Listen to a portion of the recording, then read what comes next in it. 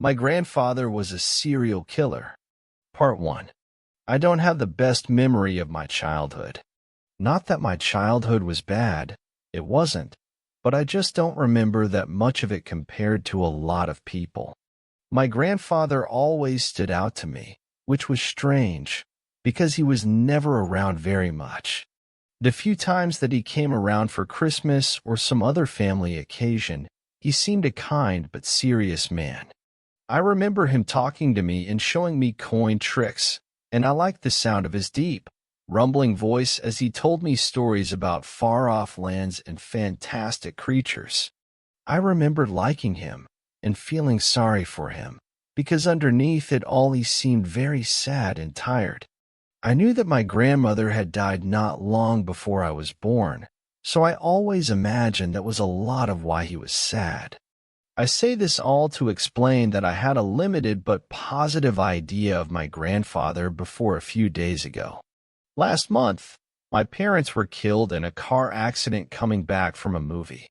I lived 2 states away, but as their only child and closest relative, I got the call.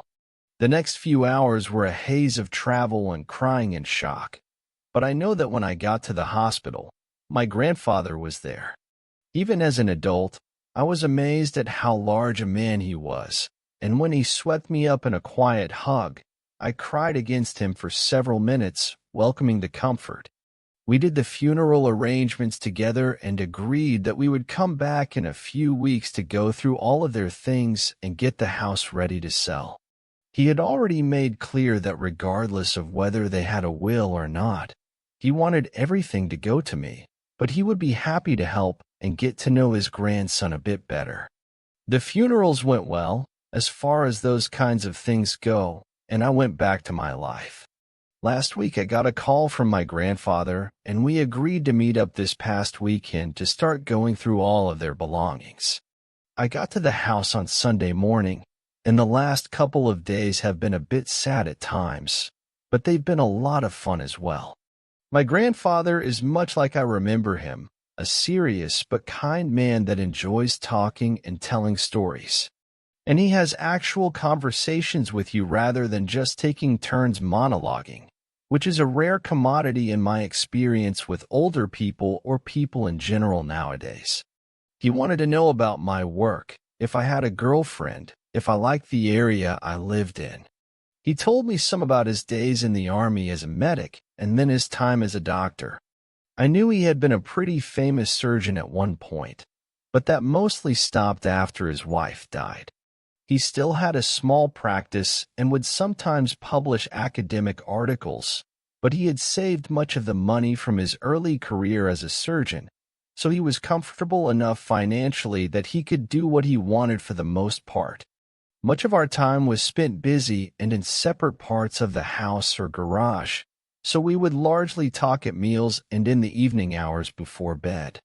By the second night, we were more comfortable with each other, and that's when my grandfather started talking about his wife.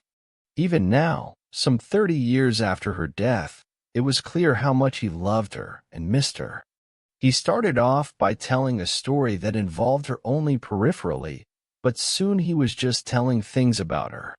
Funny stories, tales that illustrated how smart or good she was, little sayings she used to have. It was sentimental, but it was so genuine and heartfelt that I wasn't uncomfortable. Seeing how much he loved her made me love both of them more. I had no sooner finished that thought when his expression turned darker, like a ship entering sudden storms.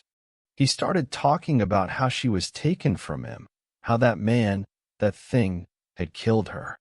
I just listened, but internally I was wondering where all this was coming from. As far as I knew, my grandmother had been killed by a drunk driver. While that was terrible, he was making it sound like it was something else, like she had been intentionally murdered in some way. It was all pretty vague, but I could still see when he realized he was saying more than he intended. He looked embarrassed and apologized for rambling on, making some passing remark about how he had become the old man at the mall that will talk for hours about nothing. I laughed and was going to reassure him that I was enjoying it, but he was already on his feet and looking at his watch. He had to be going, he said. Had to run into town to take care of a couple of things before it got too late, but he'd see me in the morning. I found this all very strange for a couple of reasons. First, we had just gone to town earlier that day and bought supplies and groceries to last at least a couple more days. Second, it was nearing 10 o'clock, and aside from a gas station or bar, I doubted much would be open in the closest town, which was relatively small and a good 30 minutes away. Still, he was a grown man and my elder, and it was none of my business where he went or what he did. Maybe he just wanted to go off and be by himself after talking about his wife so much. In any case, I said good night and he headed out. A minute later, I heard his giant SUV rumble to life outside and trundle its way out into the night. I went to bed, but though I was tired, I had trouble falling asleep. Part of it was sleeping in a strange place. This house had not been our house when I was growing up, so aside from visits, I had never slept here for long. Part of it was worrying about my grandfather. My bed was next to a window on the upper floor, so periodically I would peek out to see if I saw any sign of his return. The moon wasn't full, but was still bright enough to shine off the lawn and the trees that grew thick as they became woods and then forest. It was beautiful, and I knew my parents had loved it here.